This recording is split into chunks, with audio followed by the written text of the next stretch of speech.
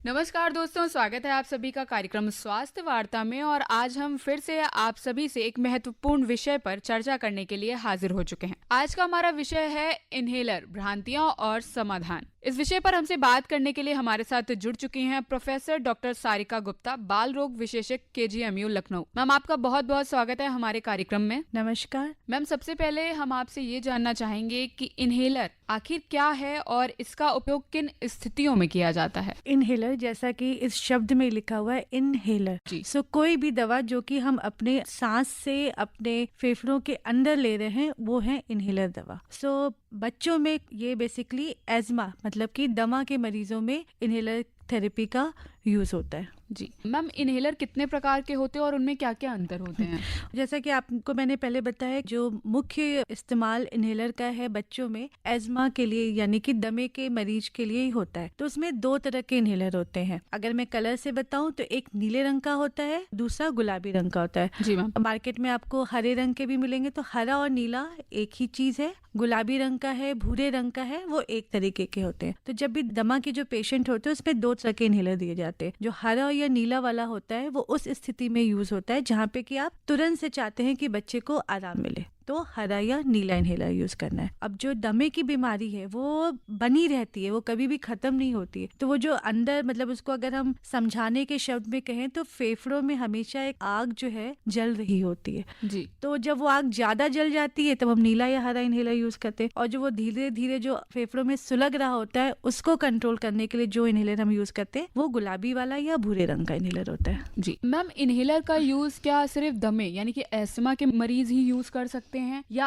अलग लोग भी हैं, अगर उनको कोई दिक्कत आ रही है तो वो इसको यूज कर सकते हैं? तो ये आपका सही क्वेश्चन है। सो बच्चों में तो प्राय यह दमा के लिए यूज होता है। और भी कुछ फेफड़ों की बीमारियां हैं जिसमें कि इनहेलर का इस्तेमाल होता है, पर वो उतनी कॉमन नहीं है। बड़ों में भी इसका यूज होता है, जैसे कि COPD के पेशेंट्स होते हैं उनमें ये यूज होता है। सो मेन बच्चों में अगर इनहेलर का यूज कहीं पे हो रहा है सो वो दमा के पेशेंट होते हैं। मैम, कहते हैं कि किसी भी चीज को, किसी भी दवा को यूज करने का एक सही तरीका, एक सही फॉर्मेट होना बहुत जरूरी। तो इनहेलर का सही तरीके से उपयोग करने की क्या विधि होती है? यह बहुत अच्छा क्वेश्चन है आपका, क्योंकि अगर किसी डॉक्टर ने इनहेलर सिर्फ लिख दिया और अगर उसने या हमने वापस से चेक नहीं किया, उसको समझाया नहीं कि इनहेलर लेना कैसे है, तो वो दवा लेना या न लेना दोनों बराबर बात हो जाएगी। तो जब भी कोई डॉक्टर किसी को इनहेलर देता है तो वो पहली बार अब उस पेशेंट को, उनके माता पिता को अच्छे से बैठा के खुद से करके बताता है कि किस तरीके से, कि पहले उसको हिलाना है एक चीज, और एक स्पेसर एक चीज होती है इनहेलर के साथ, उसके साथ इस्तेमाल करना चाहिए। क्योंकि इनहेलर के अंदर जो दवा होती है बहुत ही प्रेशर के साथ भरी रहती है और वो अचानक से जब उसको आप निकालेंगे तो वो आधी दवा तो मुंह के बाहर चली जाती है। जी।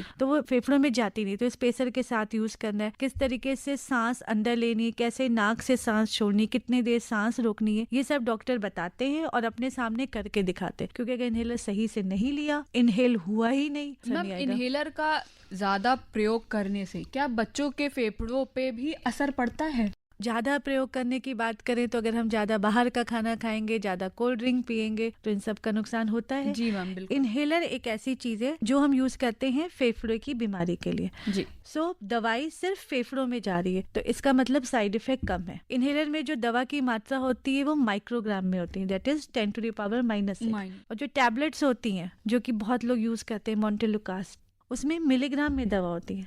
तो 3 टाइम ज्यादा दवा आप दे रहे हो, ठीक है। उसके बाद वो साइड इफेक्ट कर रहा है। तो इनहेलर जहाँ पे परेशानी है उसी जगह दवा जा रही है, तो ये सामान्यतः सेफ और सबसे सटीक इलाज है। जी मैम, एक वर्ड हम लोग सुनते हैं नेबुलाइजर और दूसरा सुनते हैं इनहेलर, तो दोनों के बीच में डिफरेंस क्या होता है? तो अच्छा हुआ आपने ये क्वेश्चन पूछा, क्योंकि आजकल अगर आप देखें तो लोग नेबुलाइजर का यूज राइट एंड लेफ्ट किसी भी स्थिति में, सिंपल खांसी जुकाम हो जाए उसमें भी नेबुलाइजर का यूज करने लगते हैं। तो यहाँ मैं बहुत पूरा एम्फेसाइज करते हुए ये बताना चाहूंगी कि जो नेबुलाइजर है उसका यूज घर में तो बिल्कुल भी नहीं करना चाहिए। दमे के पेशेंट में भी जिनको कि लंबा चलना, जैसे मैंने बताया कि गुलाबी वाला और या भूरा वाला इनहेलर लंबा चलता है तो उसको नेबुलाइजर से नहीं लेना है। दमे के पेशेंट में जब बच्चा बहुत ज्यादा तबीयत खराब हो जाती है कि सांस लेने में उसे दिक्कत हो रही है, वो इनहेल नहीं कर पा रहा है, सिर्फ उस स्थिति में हॉस्पिटल सेटिंग में ऑक्सीजन के साथ ही नेबुलाइजर देना चाहिए, घर में नेबुलाइजर नहीं यूज करना चाहिए। आजकल यही हो रहा है कि नेबुलाइजर इतना कॉमन यूज हो गया कि दमा तो छोड़िए, सिंपल खांसी जुकाम हुआ, बच्चे को अगर हल्की सी भी खांसी आ गई, थोड़ा सा भी कुछ भी हुआ, नेबुलाइजर, तो वो बहुत बेकार यूज है। क्योंकि घर में नेबुलाइजर यूज करने का नुकसान ये, एक तो नेबुलाइजर से ड्रग डिलीवरी फेफड़ों में कम होती है कंपेयर टू इनहेलर। इनहेलर आपका देता है 25 to 40% डिलीवरी, और जो नेबुलाइजर है उससे डिलीवरी सिर्फ 5 to 10% होती है। फिर दूसरा, अगर उसको साफ सफाई नहीं रखा गया तो आप बेसिकली इन्फेक्शन ही इनहेल कर रहे हैं, जो उस नेबुलाइजर में या उसके जो ट्यूब है उसमें जो गंदगी है उसे आप इन्फेक्शन ही इनहेल कर रहे हैं। और जब भी कोई किसी बच्चे को अगर सांस लेने में तकलीफ हो रही है, सो नेबुलाइजर से दवा हमेशा ऑक्सीजन के साथ देनी चाहिए। मैम, जैसे कोई इनहेलर का बार बार उपयोग कर रहा है तो क्या उस पेशेंट को इसकी आदत लग सकती है? आपने भी चश्मा पहना है, मैंने भी चश्मा पहना है, तो ये हमारी जरूरत है कि आदत है? जरूरत है। जरूरत है। तो सेम इनहेलर भी है कि इनहेलर की आपके बच्चे को जरूरत होगी, उसलिए लेना होगा ताकि उसकी क्वालिटी ऑफ लाइफ अच्छी रहे। अब हम कहें कि हमें चश्मे की आदत हो गई, हम चश्मा निकाल दें तो हमारी क्वालिटी ऑफ लाइफ क्या होगी? ना हम कुछ देख पाएंगे, ना पढ़ पाएंगे। तो सेम फॉर इनहेलर कि जहाँ बच्चों में जो दमे के लिए यूज होता है वो एक जरूरत है, क्योंकि दमा हम जड़ से खत्म नहीं कर सकते। कुछ बच्चे होते हैं जिनमें कम हो जाता है एकदम, उनमें कर सकते हैं, पर जहाँ जरूरत है तो वहाँ पे वो लंबा ही चलेगा, क्योंकि वो जड़ से खत्म नहीं हो सकता। इस तरीके से कि वो हमारी जरूरत है ताकि हमारी क्वालिटी ऑफ लाइफ, बच्चे की क्वालिटी ऑफ लाइफ अच्छी रहे, वो खेल सके, बिना किसी सांस फूले आराम से स्कूल जा सके, सारी एक्टिविटी कर सके। मैम, जो एस्टेरॉइड्स इनहेलर होते हैं, क्या इनका उपयोग पेशेंट के लिए हानिकारक साबित होता है? तो ये डिपेंड करता है कि किस चीज़ के लिए यूज है। अगर आप जैसे स्टेरॉइड इनहेलर, हम लोग दमे के ही बेसिक कंटेक्स में बात कर रहे हैं, या सीओपीडी या जहाँ जहाँ इनहेलर देना होता है, तो वहाँ पे इनका यूज नुकसान नहीं देता, क्योंकि जैसे मैंने आपको पहले बताया कि इनहेलर से दवा सिर्फ फेफड़ों में जा रही, दवाई की डोज माइक्रोग्राम में है, तो स्टेरॉइड इनहेलर से कोई भी नुकसान नहीं करता है। बट अगर वही दवा आप टैबलेट के फॉर्म में या इंजेक्शन के फॉर्म में, जो कि स्टेरॉइड है, उसको लेंगे तो वो नुकसान करेगा। तो इनहेलर के फॉर्म में स्टेरॉइड नुकसान नहीं करता है। मैम, एक और क्वेश्चन मैं पूछना चाहूंगी आपसे कि इनहेलर का सही तरीके से उपयोग सुनिश्चित करना, इस चीज में क्या क्या सावधानियां पेशेंट को बरतनी चाहिए, या जो इंसान इस चीज का यूज कर रहा है उसको क्या क्या सावधानियां करनी चाहिए? सो इनहेलर का सही से यूज हो, इसकी जिम्मेदारी पेशेंट और डॉक्टर दोनों की है। तो जैसे मैंने आपको पहले बताया कि जब भी डॉक्टर प्रेस्क्राइब करते हैं, या मैं अपनी बात करूं, मैं प्रेस्क्राइब करती हूँ, तो पहली बार जब उन्हें किया,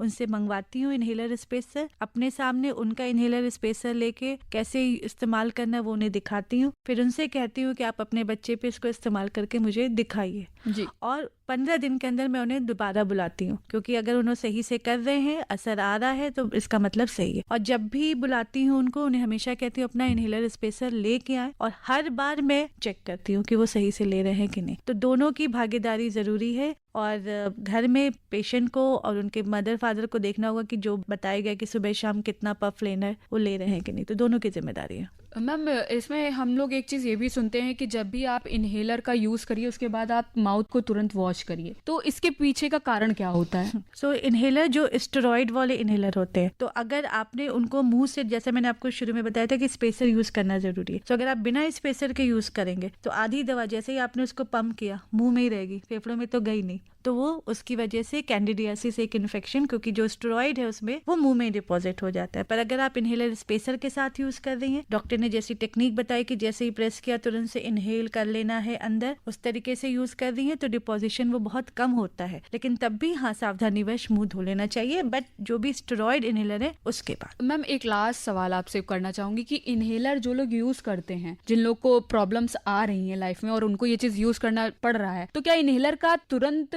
असर शुरू हो जाता है या कुछ समय लगता है उस चीज का? सो ये डिपेंड करता है कि इनहेलर कौन सा। जैसे मैंने आपको बताया था कि नीला और हरा इनहेलर, जो कि हरा इनहेलर जो कि सॉल्बिटामोल या लिवोसॉल्बिटामोल का होता है, उसका असर तुरंत से आता है। इसीलिए बहुत ज्यादा सांस लेने में परेशानी हो रही दमे के पेशेंट में, तो हम ये नीला या हरा वाला इनहेलर देते हैं। पर जो गुलाबी वाला इनहेलर है, जिसको कि एक सुलग रही आग, जिसके लिए उसका इफेक्ट आने में 10 से 15 दिन लगता है, तो उसको कंटिन्यूअस लेते रहना चाहिए जब तक डॉक्टर कहे ना कि इसको बंद करना है या कम करना है। प्रोफेसर डॉक्टर सारिका गुप्ता जी, आप हमारे कार्यक्रम स्वास्थ्य वार्ता में जुड़ी और आपने इतने अच्छे विषय पर हमारे श्रोताओं को जानकारी दी। आपका बहुत बहुत धन्यवाद।